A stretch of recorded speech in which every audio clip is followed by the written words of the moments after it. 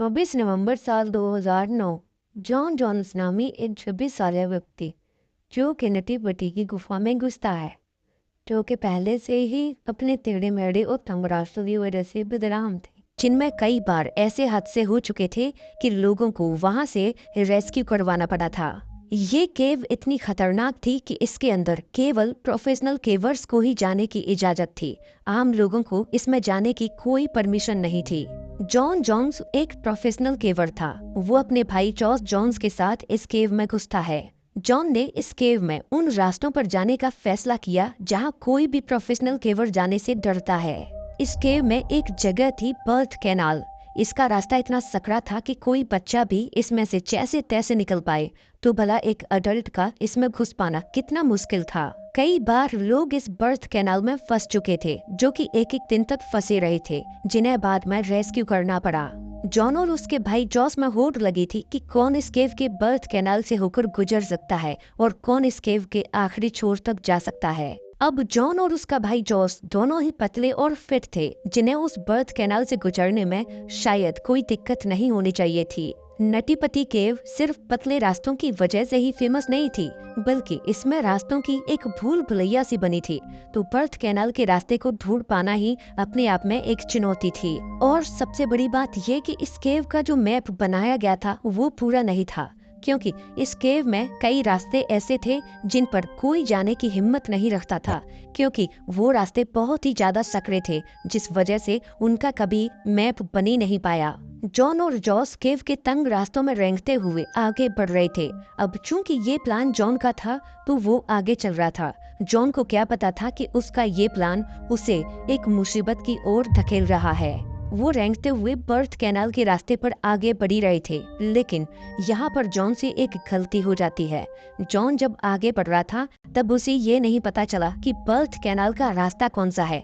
गलती से वो एक दूसरे रास्ते पर मुड़ जाता है, जो कि बर्थ कैनाल वाले रास्ते से भी ज्यादा खतरनाक और सकरा था। मैप के अनुसार जॉन को बर्थ कैनाल में जाने के लिए इस राइट वाले रास्ते पर जाना था, लेकिन गलती से वो इस लेफ्ट वाले रास्ते पर मुड़ जाता है, जो कि अभी भी अनएक्सप्लोर्ड था।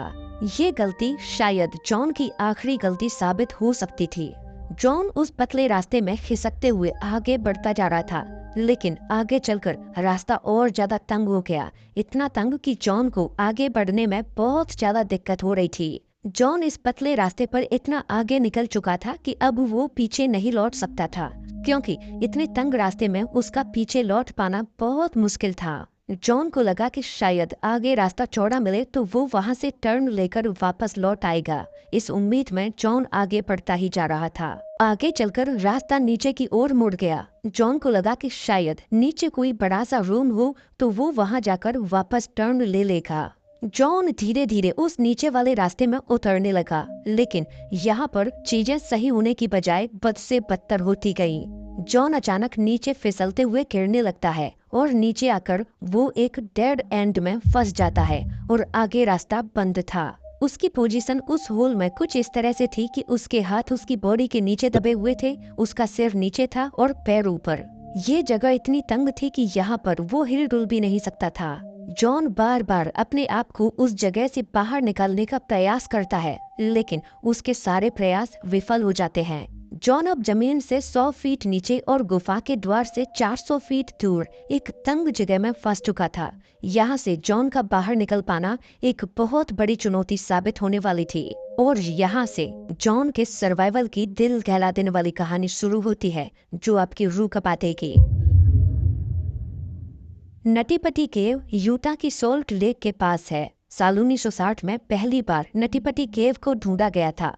नटी पटी केव में घुसने या बाहर निकलने के लिए सिर्फ एक ही द्वार था, वो भी महज 30 इंच चौड़ा। ये गुफा अपने टेढ़े मेढ़े और सकरे रास्तों की वजह से पॉपुलर होती गई। दूर दूर से लोग इस गुफा को एक्सप्लोर करने के लिए आते गए। जैसा कि अभी मैंने आपको बताया कि इस गुफा में कई बार हादसे हो चुके थे, तो इस वजह से साल 2006 में नटी पटी केव को सरकार द्वारा बंद कर दिया गया। लेकिन जो प्रोफेशनल केवर्स थे, उन्होंने सरकार के इस फैसले का विरोध किया। लोगों का मानना था कि सरकार का प्राकृतिक चीजों पर रोक लगाने का कोई अधिकार नहीं है। लोग चाहते थे कि इस गुफा को फिर से खोला जाए और लोगों को इसे एक्सप्लोर करने दिया जाए। फाइनली ऑफिशियल्स को अपने फैसले को बदलना पड़ा और साल 2007 में इस केव को नए रूल्स के साथ फिर से खोला गया। इस बार गुफा में केवल वही लोग जा सकते थे जिन्हें कई सालों का केविंग का एक्सपीरियंस था, और इस केव में जाने के लिए परमिशन लेने के लिए 21 दिन पहले अप्लाई करना पड़ेगा। जॉन जोन्स और जॉस जोन्स, इन दोनों भाइयों ने भी 21 दिन पहले इस गुफा को एक्सप्लोर करने के लिए अप्लाई किया था। दोनों ही भाई प्रोफेशनल केवर्स थे।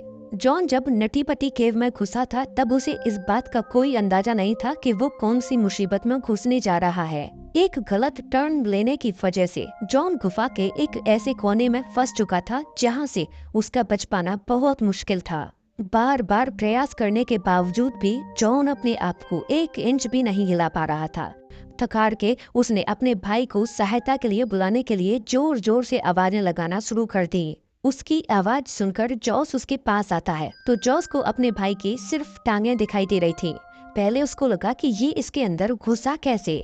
जॉस ने पहले तो अपने भाई की इस हालत का मजाक उड़ाया, लेकिन जब उसे एहसास हुआ कि उसका भाई सच में बहुत बड़ी मुसीबत में फंस चुका है तो जॉस के होश उड़ गए। जॉस ने अपने भाई की टांगों को पकड़कर पूरी ताकत से खींचना शुरू कर दिया, लेकिन ये जगह इतनी सकड़ी थी कि जॉस अपने भाई को खींचने में असफल रहा। अब जॉस के पास अपने भाई को बाहर निकालने के लिए सिर्फ एक ही ऑप्शन बचा था, रेस्क्यू टीम को बुलाने का। लेकिन गुफा के इतने अंदर मोबाइल के नेटवर्क नहीं थे, तो वो अपने भाई को सांत्वना देकर इमरजेंसी कॉल करने के लिए गुफा से बाहर आता है। बाहर आकर वो इमरजेंसी कॉल करता है और रेस्क्यू टीम को बुलाता है, लेकिन बचाव दल को नटी पटी केव तक पहुंचने में अभी भी 3 घंटों का और समय लगने वाला था। 3 घंटों के बाद बचाव दल की पहली टीम गुफा के मुहाने पर पहुंच जाती है। इस रेस्क्यू टीम को लीड कर रही थी सूजी मोटोला, जो कि एक प्रोफेशनल केवर थी। सूजी उस तंग गुफा में घुसते हुए जॉन के पास पहुंचती है और जॉन की स्थिति का जायजा लेती है। धीरे धीरे अन्य बचाव दल की टीमें भी यहाँ पहुंच जाती हैं। इसके बाद प्लान बनाया जाता है कि जॉन को पुली सिस्टम लगाकर रस्सियों से खींचा जाएगा। अभी तक घटनास्थल पर रेस्क्यू टीम के साथ डॉक्टर्स भी पहुंच चुके थे। एक डॉक्टर ने सूजी से पूछा कि जॉन कौन सी पोजीशन में फंसा हुआ है, तो सूजी ने डॉक्टर को बताया कि वो उल्टा फंसा है, उसका सिर नीचे और पैर ऊपर हैं। यहाँ पर डॉक्टर ने एक और शॉक दे दिया। डॉक्टर ने कहा कि जॉन ज्यादा से ज्यादा 10 घंटों तक ही जिंदा बच पाएगा। क्योंकि जॉन उल्टा लटका था तो उसके दिल को पैरों तक खून भेजने में बहुत मशक्कत करनी पड़ रही थी, और उल्टा होने की वजह से बॉडी का खून उसके सिर में इकट्ठा होने लगा था। इससे उसके ऑर्गन फेलियर का खतरा बढ़ता जा रहा था। कई घंटों तक मशक्कत करके ड्रिलिंग करके पुली सिस्टम को लगाया गया और जॉन के पैरों को रस्सी से बांधकर उसे ऊपर खींचा जाने लगा। फाइनली रेस्क्यू टीम ने काफी मशक्कत के बाद जॉन को उस होल से बाहर निकाला। जॉन बस ऊपर आने ही वाला था कि तभी एक पुली उखड़ जाती है और जॉन फिर से उसी जगह में जाकर फंस जाता है जहां वो पहले था। अभी तक 19 घंटे बीत चुके थे। जॉन की हालत उल्टे लटके हुए काफी खराब हो चुकी थी, लेकिन जॉन फिजिकली बहुत फिट था, इस वजह से वो अभी तक सरवाइव कर पा रहा था। लेकिन अब जॉन की मानसिक स्थिति खराब होती जा रही थी। उसे अलग अलग तरह के ख्याल आ रहे थे। कभी उसे लगता कि वो इस गुफा से बाहर निकल चुका है, तो कभी उसे लगता कि वो इस गुफा में आया ही क्यों। इधर रेस्क्यू टीम जल्दी जल्दी उस पुलिस सिस्टम को लगाने में जुटी हुई थी और कुछ ही घंटों में वो फिर से जॉन को खींचने के लिए तैयार हो चुके थे। रेस्क्यू टीम रस्सी के द्वारा जॉन को ऊपर खींचने लगी। इस बार वो जॉन को ऊपर निकालने में कामयाब रहे। जो रेस्क्यू वर्कर सबसे आगे लगा हुआ था, उसने जॉन के चेहरे को देखा तो उसका चेहरा बिल्कुल लाल हो चुका था। उसकी आंखें लाल थी, जैसे मानो उसकी आंखों में खून उतर आया हो। लेकिन अब जॉन के चेहरे पर एक खुशी दिखाई दे रही थी, क्योंकि इतने घंटे गुजरने के बाद वो पहली बार किसी इंसान के चेहरे को देख पा रहा था। अब जॉन लगभग बाहर निकल ही चुका था। बस एक आखिरी अटेम्प्ट और करना था जिससे जॉन पूरी तरह से उस जगह से बाहर निकल सके। लेकिन अभी शायद किस्मत को कुछ और ही मंजूर था।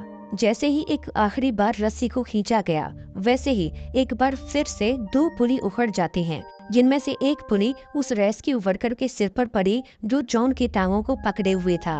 उसके सिर में पुली पड़ते ही रेस्क्यू वर्कर वहीं बेहोश हो जाता है और उसके हाथ से जॉन की टांगें छूट जाती हैं और जॉन एक बार फिर से उसी जगह में फंस जाता है। अब सबसे पहले उस रेस्क्यू वर्कर को रेस्क्यू करके उस गुफा से बाहर निकाला जाता है और उसे हॉस्पिटल में एडमिट किया जाता है। इधर जॉन को एक बार फिर से बाहर निकालने का काम शुरू किया जाता है, लेकिन अब शायद बहुत देर हो चुकी थी। जॉन अब पूरी तरह से शांत हो चुका था, उसने हिलना डुलना बंद कर दिया था। जॉन की जब पैरों से पल्स ली गई तो पता चला कि जॉन अपने जीवन की इस लड़ाई को हार चुका है। वो अब इस दुनिया को अलविदा कह चुका है। जॉन 27 घंटों तक उस तंग जगह में जीवन की लड़ाई लड़ता रहा। जॉन की बीवी को विश्वास ही नहीं हो रहा था कि जॉन एक छोटी सी गलती की वजह से मारा जा चुका है, लेकिन सच यही था। अब ये फैसला किया गया कि जॉन की बॉडी को उसी जगह में दफन रहने दिया जाए। इस दुर्घटना के बाद सरकार ने नटी पटी केव को ऑफिशियली बंद कर दिया। आज भी जॉन की बॉडी नटी पटी केव में उसी हालत में मौजूद है और नटी पटी केव को आज जॉन की समाधि बना दिया गया है। दोस्तों, ऐसी ही एक और घटना घटी थी जिसमें फ्लॉयड कॉलिंस नामक एक व्यक्ति एक केव को एक्सप्लोर करने के लिए घुसता है और वो उसमें फंस जाता है और 18 दिनों तक वो उस केव